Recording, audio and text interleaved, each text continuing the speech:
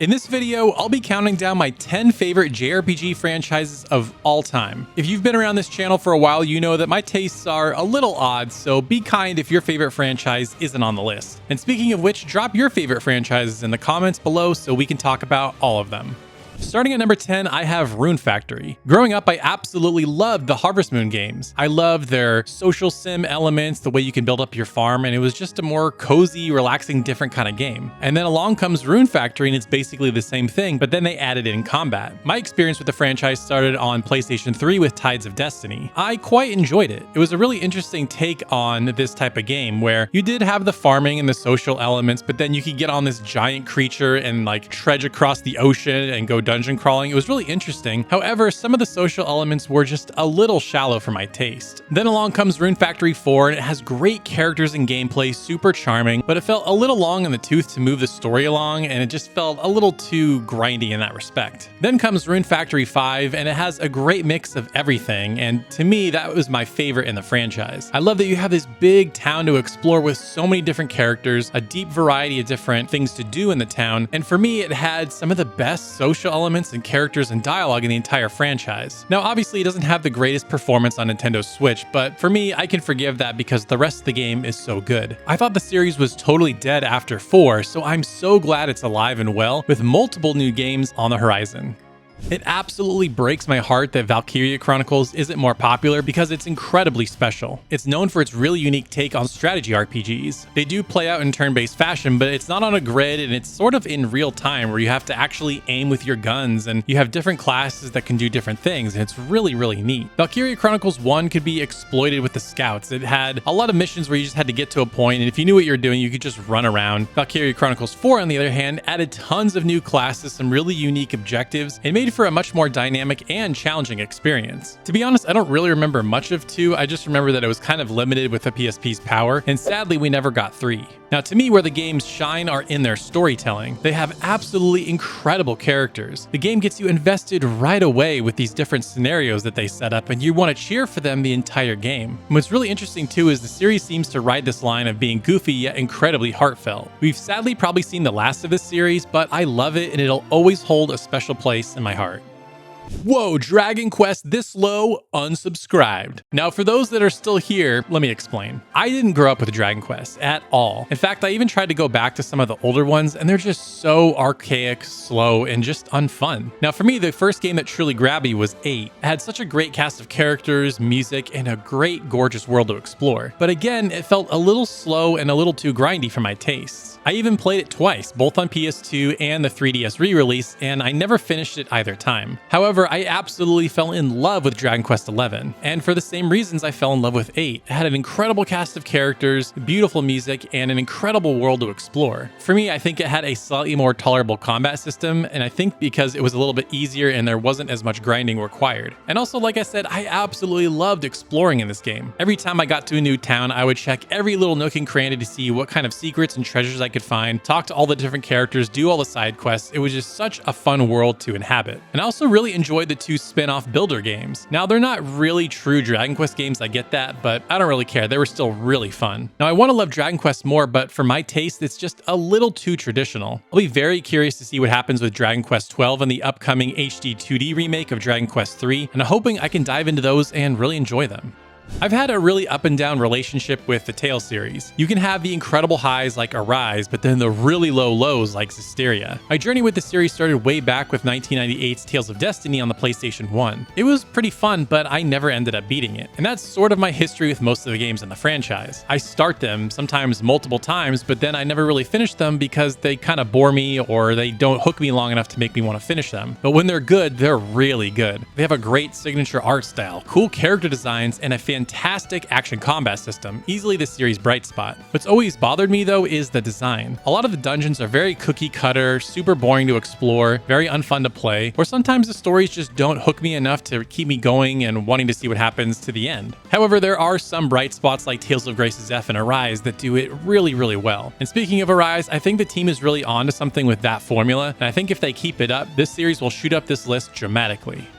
Now, it might be a shocker to see Pokemon on this list for how high it is. People like to complain that it doesn't evolve enough and it should be better than it is, and I'm definitely the problem in this situation. I pretty much buy them all, enjoy the story, and then I'm just done. I never go shiny hunting, I never do multiplayer, I just play the main game and then that's it. In my experience, the series has had a pretty steady level of quality since Red and Blue when I first started playing. In fact, here's a picture of me and my buddy trading Pokemon instead of participating in our junior high dance. I love the simple adventures the game's always set up. You grab your starter, build a team, explore the world, get badges, or the equivalent of whatever game it is, and then catch the rare monster on the cover. For me, that formula just works and it's good enough. Now, I do love certain things that they've added over the years, like the ability to buy different outfits for your character. I always like to do that in games when it gives you that option. Even some of the more experimental games like Arceus were really fun. Exploring around in an open world and actually physically throwing the Pokeballs was kind of cool. I know a lot of people want more from this series, but for me, I don't know, it just works.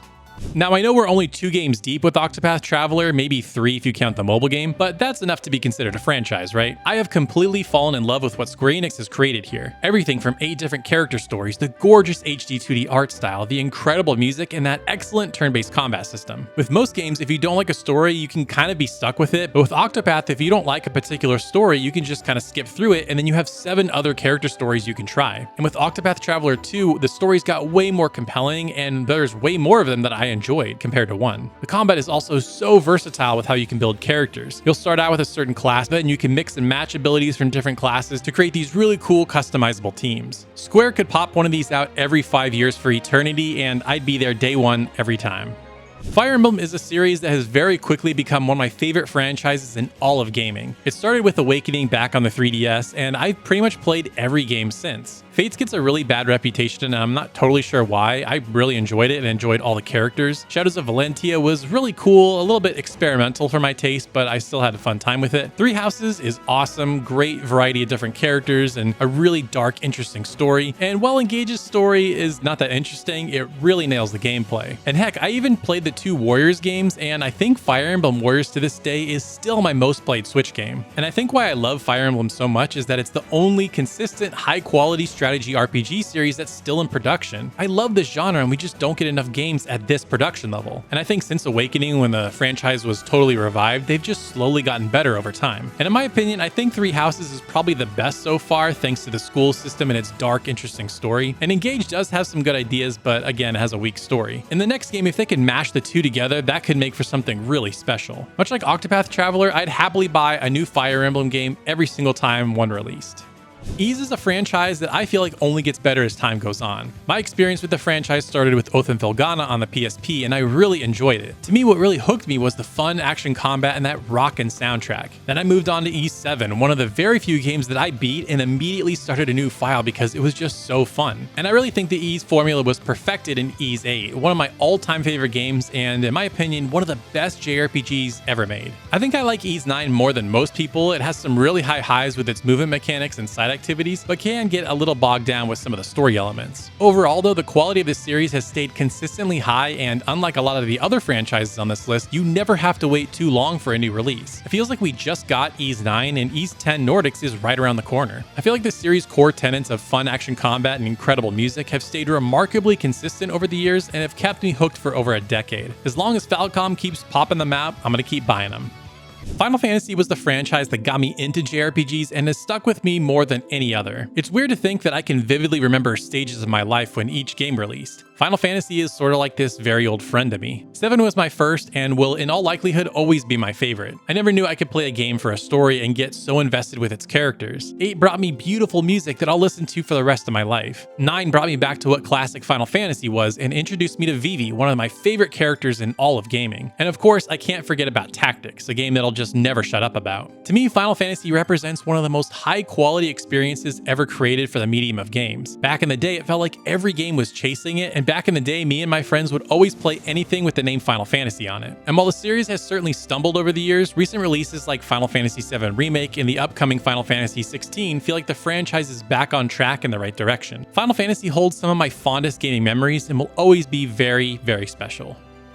But for me, nothing tops Persona. In my time experiencing the series, it's been nearly flawless. I started with Persona 4 on the PS2 and absolutely fell in love with it. It toppled Final Fantasy VII as my long-held favorite game of all time, a feat that I thought would never happen. I went back and enjoyed Persona 3 and then got totally obsessed with Persona 5. And I've gone on to play just about every spin-off since, from the dancing games to Persona 5 Strikers. Persona's core pillars of stylish art, social link system, incredible characters, and dynamic turn-based combat are everything I love in games. Persona's core game loop is unlike anything I've experienced in games and easily takes over my life every time a new game drops. I love its variety of gameplay and how you can take on your own schedule and experience the game however you want. I've even fallen down the rabbit hole with games trying to emulate Persona like Tokyo Xanadu. In my 20 plus years of playing video games, no single franchise has had this long of a stretch of high quality releases as Persona, and I don't see this streak ending anytime soon. Now those are my favorite JRPG franchises, but if you want to hear my top 10 favorite JRPG games, be sure to check out this video right here. And special thanks to Reset Switch, Tyler Kuzawa, and the Miyazaki Man for supporting me over on Patreon.